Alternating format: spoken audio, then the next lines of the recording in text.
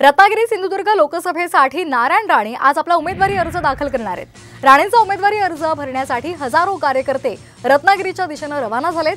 दुपारी 12 वाजता राणे आपला अर्ज दाखल करतील। यावेळी पालकमंत्री उदय सामंत, रवींद्र चव्हाण, दीपक केसरकर, नितेश राणे हे उपस्थित राहणार असल्याची माहिती मिळते। तर जाहीर सभेचं आयोजन सुद्धा करण्यात आलेलं आहे।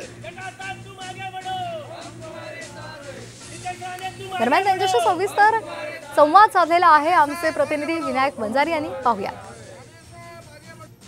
महायुतीकडून नारायण राणे यांना कालच उमेदवारी जाहीर झाली आणि आज ते आपला उमेदवारी अर्ज दाखल करणार आहेत। यासाठी सिंधुदुर्गातून मोठ्या संख्येने कार्यकर्ते रत्नागिरीकडे रवाना झाले आहेत। आपल्यासोबत काही कार्यकर्ते आहेत, ते रत्नागिरीकडे रवाना होत आहेत। आपण त्यांच्याशी बातचीत करणार आहोत। तळागाळातील कोकणातील भारतीय जनता पक्षाचा कार्यकर्ता हा आज बाहेर पडलेला आहे। कुठल्याही कार्यकर्त्याला एखादी गाडी घेऊन या असं सांगावं लागलेलं नाही आहे। मला वाटतं सर्वप्रथम कित्येक वर्षानंतर कमळ चिन्ह या कोकणामध्ये उगवणार, कमळ चिन्ह हे संपूर्ण कोकणी जनताच्या मनामध्ये आहे, हृदयामध्ये आहे।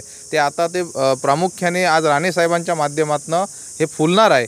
त्यामुळे आज प्रत्येक कार्यकर्ता हा राणे साहेबांचा कार्यकर्ता आहे, भारतीय जनता पक्षाचा कार्यकर्ता आहे, मोदी साहेबांचा कार्यकर्ता आहे। प्रत्येकजण पेटून उठलेला दिसेल। सिंधुदुर्ग जिल्ह्यातून कमीत कमी 50,000 पेक्षा जास्त माणसं आज कार्यकर्ते निघालेत रत्नागिरीच्या दिशेने आणि भारतीय जनता पार्टीच्या कार्यकर्त्यांना खऱ्या अर्थाने न्याय मिळाला की